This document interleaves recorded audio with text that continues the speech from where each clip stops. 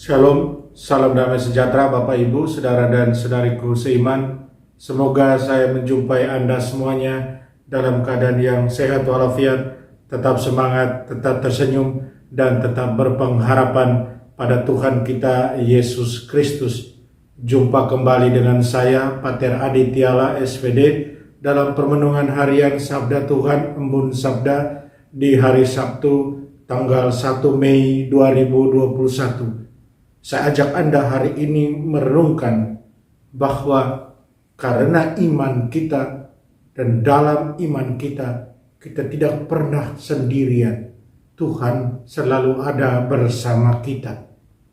Saudara dan saudariku yang terkasih dalam Tuhan Yesus, dalam pesiaran hidup ini, kita sering mengalami situasi di mana kita merasa bahwa kita sendirian, bahwa Tuhan Allah kita itu sungguh jauh dari kita. Bahkan tidak jarang kita sampai memvonis bahwa Allah Tuhan kita meninggalkan kita sendirian. Kita sampai memvonis bahwa Allah Tuhan kita membiarkan kita berjuang dan bergumul sendirian. Kita merasa bahwa Tuhan sungguh tidak adil. Kita merasa bahwa Tuhan tidak membantu kita dalam kesulitan hidup kita ini. Kita seakan menyalahkan Tuhan. Kita merasa dibuat marah oleh Tuhan. Kita merasa dibuat kecewa oleh Tuhan. Saudara dan saudariku, bukan hanya itu. Kita juga sering menuntut Tuhan kita untuk datang segera dan memikul beban-beban hidup kita, menyembuhkan luka-luka yang kita alami dalam kehidupan ini.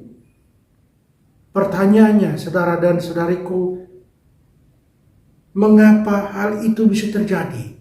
Mengapa ada runtutan daftar keluhan, kekecewaan yang kemudian diarahkan kepada Tuhan atas apa yang kita alami dalam kehidupan kita setiap hari?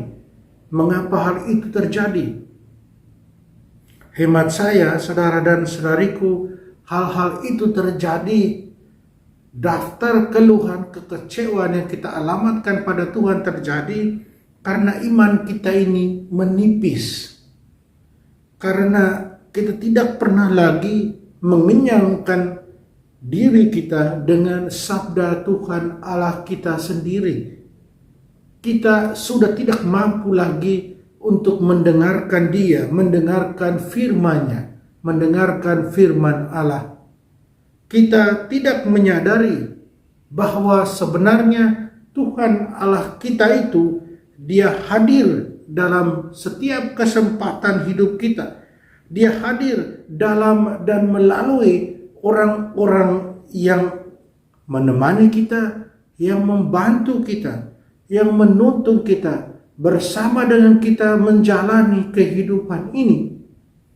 Bahkan saudara dan saudariku, kita menjadi seperti Filipus yang selalu meminta petunjuk untuk mengenali Bapa yang hadir menyapa kita dalam hidup kita ini, agar kita boleh menjadi percaya.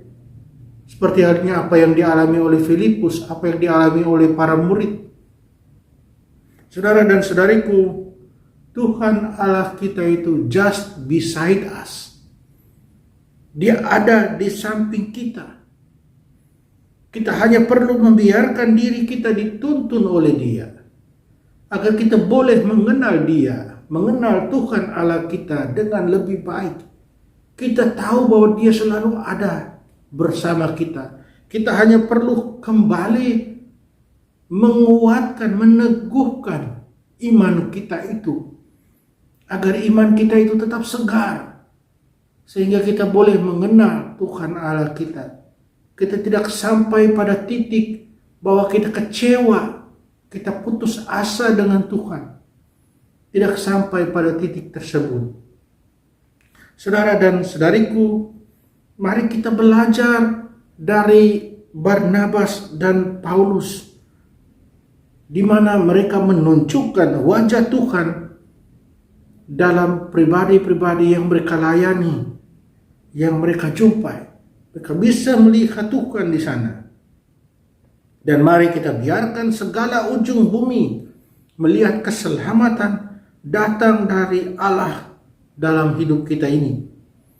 Saudara dan saudariku, jika kita adalah pengikut Kristus dan kita percaya bahwa Putra di dalam Bapa dan Bapa di dalam Putra, maka hendaknya kita melakukan segala perbuatan sebagaimana Yesus telah mengajarkan kepada kita melalui sabda-sabdanya, dan ketika dia sendiri melakukan itu ketika dia berjalan di atas dunia ini. Saudara dan saudariku, mari kita terus sadarkan diri kita bahwa kita ini punya iman. Ada yang katakan kepada saya, Romo, untung saya ini masih punya iman. Kalau saya tidak punya iman, tentu saya tidak tahu bagaimana hidup saya ini jadinya. Ya, mari kita bersyukur bahwa kita punya iman kepada Tuhan Allah kita. Mari kita terus teguhkan diri kita. Kita yakin bahwa Allah just beside us. Allah selalu menemani kita. Tidak pernah membiarkan kita sendirian. Dan setiap hari kita diundang untuk bersatu dengan Dia. Bersatu dengan Dia yang memungkinkan dan memampukan kita untuk melihat hidup ini bukan lebih dari kacamata duniawi, tapi melihat hidup dan perjalanan hidup kita lebih menggunakan kacamata surgawi. Saudara dan saudariku, mari kita terus tingkatkan komitmen kita, kesetiaan kita dalam mewartakan Tuhan dan sabdanya, dalam melanjutkan karya keselamatan Tuhan ini. Biarlah kita boleh lebih mengenal Allah kita, Allah Bapa, Allah Putra, dan Allah Roh Kudus.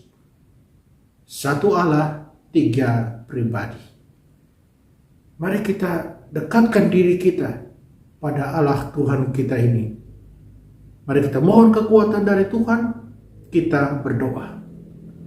Allah Bapa dalam surga, terima kasih dan syukur kami atas segala rahmat kasih dan cinta-Mu.